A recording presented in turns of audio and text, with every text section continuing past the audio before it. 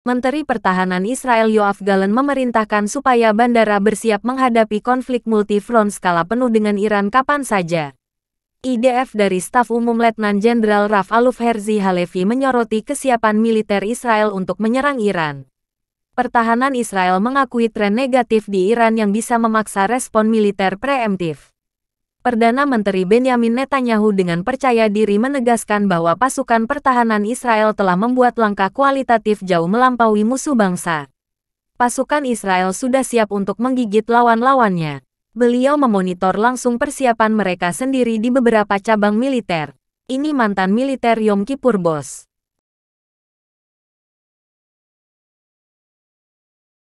Saya baru membuat kesimpulan setelah mengunjungi salah satu intelijen kami, saya pergi dengan bersemangat.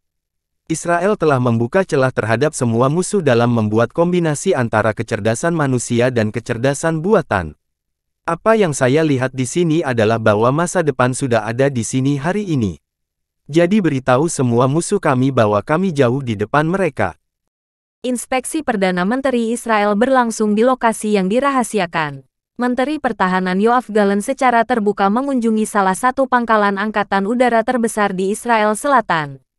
Kunjungan ini bertujuan untuk mengetahui pembaruan komprehensif tentang pencapaian luar biasa selama operasi baru-baru ini. Kunjungan ini dalam rangka evaluasi secara seksama terhadap pelaksanaan prestasi operasi angkatan udara, yaitu Operasi Tameng Panah. Saya memberitahu anggota layanan angkatan udara, pasukan IDF dan orang-orang Israel bahwa kita memiliki rumah yang dapat dipercaya dan diandalkan. Pelatihan militer ini benar-benar kualitatif, baik secara personel maupun teknologi. Kombinasi ini bersama-sama dengan cabang intelijen yang terbaik, sehingga menghasilkan hal yang diinginkan dalam operasi ini. Meskipun kegiatan operasi itu sangat mengesankan untuk dilihat, pejabat tinggi pertahanan Yerusalem menekankan supaya prajurit pria dan wanita harus siap berperang dengan Republik Islam Iran selama potensi konflik yang dapat datang kapan saja. Yerusalem harga mati, harus siap menghancurkan musuh setiap waktu. Mantap Gan. Pesan saya kepada anggota layanan angkatan udara yang ada di sana, saat Anda berhasil menjalankan misi Anda untuk penyegaran kualitatif dalam operasi perisai dan panah, maka tujuan utama yang kita persiapkan lebih rumit, lebih sulit dan lebih signifikan. Anda harus siap setiap saat. Keren kalinya kau Lae. Sementara ada peningkatan yang jelas, Israel menganalisis mengenai prospek eskalasi yang lebih luas. Staf Umum IDF Letnan Jenderal Raf Aluf Herzi Halevi, seorang jebolan Universitas Pertahanan Nasional itu dalam pidatonya di konferensi tahunan, mengatakan bahwa mereka akan siap untuk melakukan perlawanan terhadap Iran dengan cara yang jauh lebih kuat. Dan benturan seperti itu harus terjadi. Israel tidak akan berperang dengan cara yang sama untuk berhasil mengatasi konflik dalam satu sektor. Mengenai Iran, kami memiliki kemampuan yang sangat kuat serta banyak alat canggih. Dalam satu perang multisektor melawan 3 atau 5 aktor yang muncul atau penggunaan kekuatan akan jauh lebih tinggi dan sangat tajam. Karena skenario seperti itu akan lebih rumit dan hal ini akan menjadi perubahan mendasar dalam persiapan menghadapi konflik semacam itu. Meledak. Di antara berbagai skenario yang dikutip oleh Panglima Militer tertinggi Israel yang melibatkan wakil terkuat Iran adalah Lebanon basis dari Hizbullah. Namun Jenderal Halevi menekankan bahwa pemimpin kelompok teror Hasan Nasrullah jelas telah dihalangi untuk terlibat dalam konflik terbuka, karena kesiapan IDF untuk menguasainya. Ketika saya memberitahu Anda sekarang bahwa saya terhalang untuk berlari, belum tentu terhalang untuk berlari 5 km selama waktu yang sama. Ini berarti bahwa pencegahan selalu relatif terhadap sesuatu. Dalam hal ini saya ingin melihat mereka bukan sebagai seorang pelari maraton sejauh yang saya tahu. Maksud saya adalah bahwa Hizbullah sangat terhalang dari perang habis-habisan melawan Israel. Dia telah memikirkan itu, dia mengerti cara kita berpikir. Hal ini yang menyebabkan dia menyukai tantangan di bidang yang dia yakini tidak akan menimbulkan perang. Saya melihat ini adalah aturan nyata yang bagus untuk membuat kejutan ketika waktu diperlukan. Kami sangat siap untuk pertempuran di front utara dan semakin meningkat setiap hari. Kita harus menekankan dengan kaki di tanah tentang kampanye utara akan sulit untuk garis depan. Kita tahu bagaimana mengatasinya, namun itu akan sulit. Di Lebanon akan sulit 7 kali lipat dan bagi Hizbullah akan lebih buruk lagi. Pada intinya, kami bangsa Israel siap melawan Iran. Kami sangat yakin karena kami memiliki kekuatan militer yang mumpuni baik secara personelnya dan juga teknologi yang sangat canggih.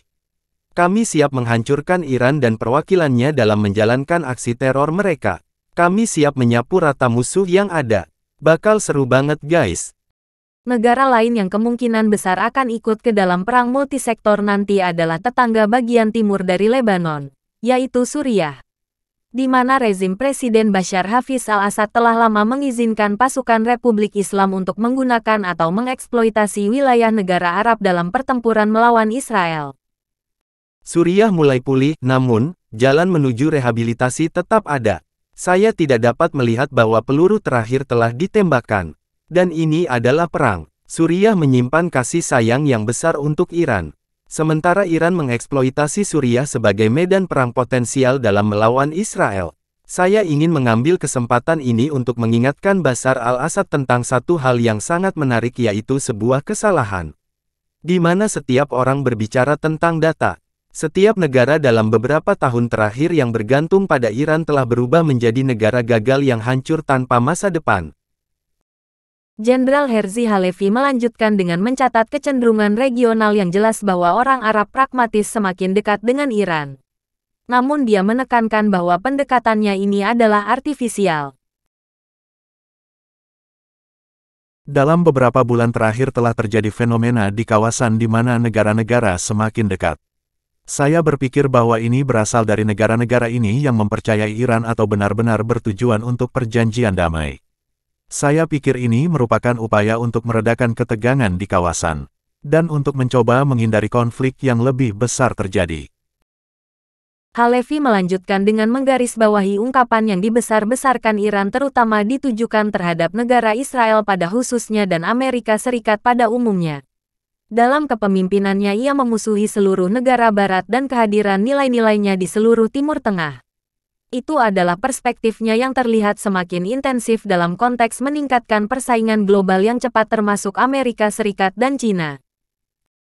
Ini adalah ciri rezim diktator pada zaman abad 21 guys. Ketika kita mengamati kekuatan global, kita dapat melihat persaingan yang semakin ketat. Terutama antara Amerika Serikat dan Cina.